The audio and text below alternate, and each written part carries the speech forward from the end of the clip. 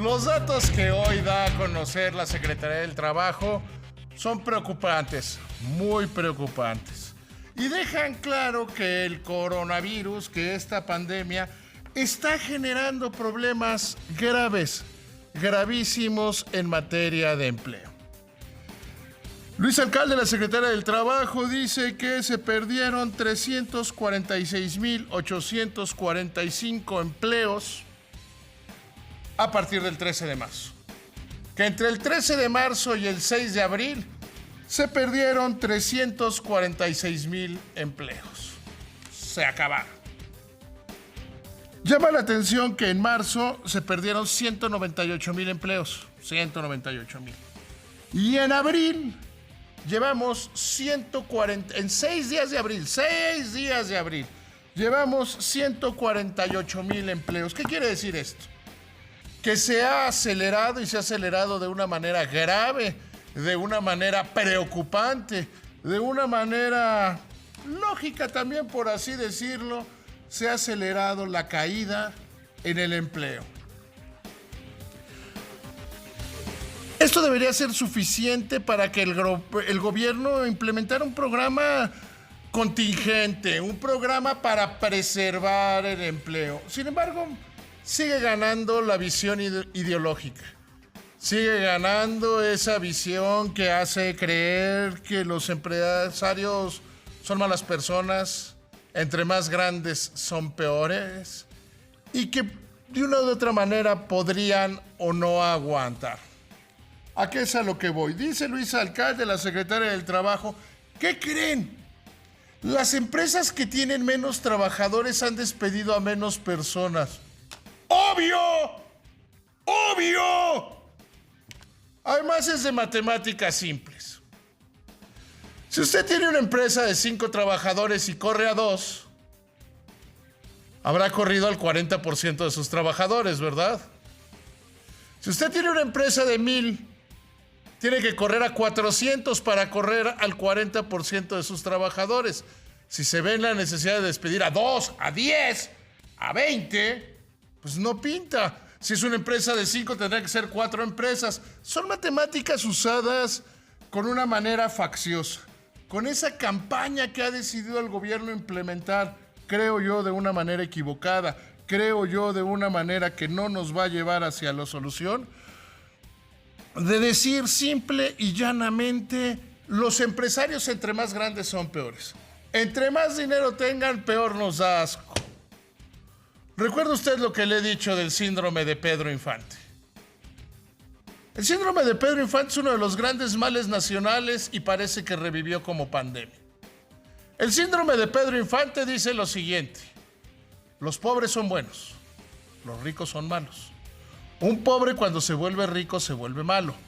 Un rico cuando se vuelve pobre se vuelve bueno. Y ven todas las películas de Pedro Infante y de Sara García y todas esas películas. Los pobres son buenos. Y todo lo que hagan se les justifica. La aventurera es madrota, porque un mal hombre le engañó cuando era adolescente. Todo lo decidió una mala decisión moral. Y se dedica a madrota de un prostíbulo, porque un mal hombre la engañó cuando era adolescente.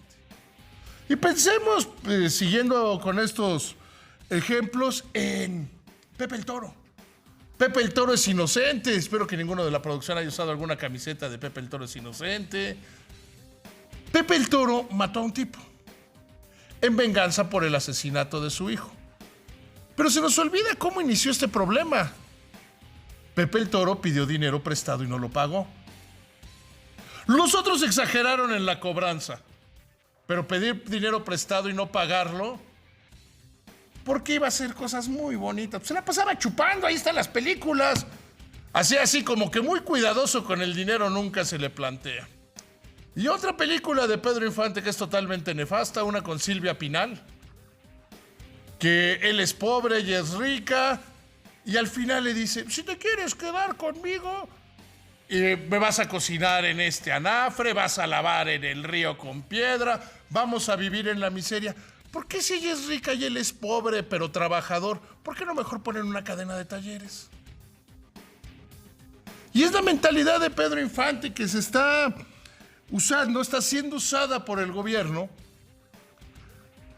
para hacer creer que los empresarios son malos y entre más grandes son peores.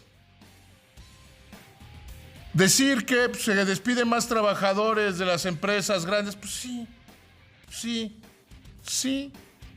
Habría que ver, querida Luisa Alcalde, el porcentaje de trabajadores por cada empresa. Punto número 2. Hoy el presidente de la República dice, y yo le voy a pedir a Carlos Salazar que le diga a los empresarios, a 15 empresas que nos deben 50,000 millones de pesos, que nos paguen. Ok. ¿Las empresas están evadiendo al fisco? Pregunto, porque no sabemos cuáles son estas 15 empresas. Si estas 15 empresas están evadiendo al fisco, hay denuncias en la Procuraduría Fiscal de la Federación. ¿Qué está haciendo la Unidad de Inteligencia Financiera? ¿O son asuntos que no están resueltos? Son diferendos que hay entre el gobierno, entre el SAT y el contribuyente. Decir que te deben cuando tienes un juicio es, por decirlo menos, aventuradito, por decirlo menos, adelantadito, por decirlo menos, equivocadito. Pero es, insisto, el síndrome de Pedro Infante otra vez. Nos deben dinero. Y yo le voy a decir a Salazar que nos digan que se aplique la ley. Si alguien no está pagando impuestos, que se le cobren. Que se le cobren y se le cobren bien. Que se le exija y que se le exija bien cumplir con el pago de los impuestos. Que no es concesión del gobierno decir, ahora sí ya les vamos a devolver el IVA cuando proceda más rápido. No es concesión del gobierno. No es una concesión del gobierno. Ese síndrome de Pedro Infante nos va a llevar a un lugar al que no queremos ir. Nos va a llevar a esa división, a esa brecha entre ricos y pobres, a ese creer de una manera equivocada que los pobres son buenos y los ricos son malos. La bondad y la maldad de los seres humanos no pasa por la clase social. Y hay pobres gandallas y hay ricos gandallas. Hay quienes roban por hambre y hay quienes roban por maldad. La caída en los empleos nos debería llevar a ser un país que estuviera defendiendo el empleo. Defender el empleo es el bienestar de las personas. Porque no importa si tú trabajas en una gran empresa o en una pequeña empresa, es la misma tragedia familiar quedarte sin trabajo. O sea que si trabajabas en una gran empresa y dices, me lo merezco, trabajaba para estos malditos ricos neoliberales explotadores desgraciados, ¿me merezco quedar sin empleo? No, ¿verdad? Es la misma tragedia para un padre, una madre de familia que no le pueden dar de comer a sus hijos, que no pueden mantener el nivel de vida, sin importar la empresa. Perder 346,845 empleos, el 75% de ellos, en lo que llevamos de abril, en los primeros 6 días de abril, debería hacer reaccionar al gobierno mexicano. Debería ser suficiente para que el gobierno mexicano reaccionara en un programa de protección al empleo. Prometer que por allá en el remoto mayo, a como vamos, mayo es muy remoto, muy remoto. El 4 de mayo vamos a empezar a dar créditos a los que están registrados en los programas de bienestar y que va a bastar que digan que lo van a pagar. Bueno, perdón, me da risa. Para darles crédito y a los que están en la economía formal e informal, ¿por qué alguien que pagó impuestos tiene que tener el mismo trato de alguien que no contribuye? La obligación, y lo recuerda todos los días el SAT, es contribuir los que pueden y deben contribuir. ¿Por qué un empresario que está en la ilegalidad, en la informalidad, debe contribuir igual que uno que no debe recibir los mismos beneficios que el otro? No hay razón, no hay justificación, no debe haber manera de que esto suceda. Pero seguimos con el síndrome de Pedro Infante. ese maldito mal que tanto nos persigue. La tragedia para una familia es igual. Es igual trabajar en una micro y una pequeña empresa. Es igual cualquier situación. Habría sido, pero el presidente parece que ya eligió que no sea así. Habría sido una mejor idea volver a los pactos de solidaridad. Si escuchamos lo que se dice en el mundo, se habla de la peor tragedia desde la Segunda Guerra Mundial, de días tan negros como Pearl Harbor o el ataque a las Torres Gemelas. ¿Y cómo se superan estos asuntos? Con unidad, con unidad. Y la unidad no se logra mentándole la madre al otro. Nunca ha habido manera de lograr unidad, de lograr consenso mentándole la madre al otro. Nunca. No hay modo. Eso puede generar pleito, puede generar reacomodos políticos, puede generar una gran cantidad de cosas, pero unidad nunca la va a generar. ¿Queremos salir adelante de esto? ¿Queremos enfrentar bien esta tragedia? ¿Por qué no volvemos a pensar como en 1988? En 1988, gobierno, empresarios y trabajadores dijeron ya basta del desastre, ya basta de la tragedia de Echeverría, de López Portillo, la incapacidad de Miguel de la Madrid de salir adelante. Y se hizo un pacto de solidaridad económica y funcionó. Y hoy dejar orillados,